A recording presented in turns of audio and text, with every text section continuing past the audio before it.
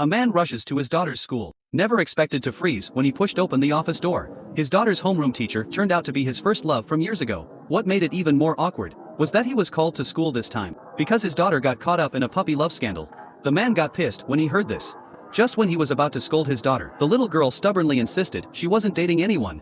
At this moment, the homeroom teacher pulled out a love letter from her drawer, asking the daughter to read it out loud. Unexpectedly, the daughter didn't panic but smiled wickedly. Turns out this love letter was something she secretly took from home. It was something her dad wrote back in the day. So when the daughter read the love letter out loud, both the father and teacher listened with increasingly strange expressions, secretly watching you read, in the library, quietly gazing at you answering questions in class, until she finally read out, "From Joe to Leonran." The entire office fell silent instantly. Leonran was exactly the homeroom teacher's name. Old Joe immediately turned red with embarrassment, grabbed his daughter's ear, and dragged her outside while complaining, "You are way too bold.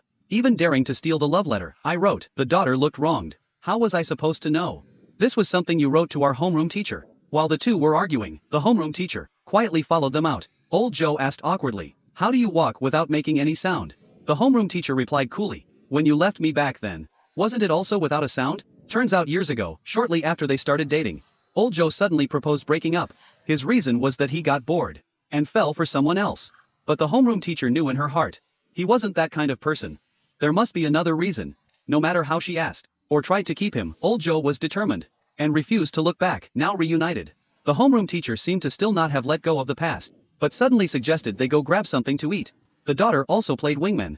"My dad just said he was hungry." The three of them walked to the bus stop and got on. The homeroom teacher found her bus card, had no money, and asked for help.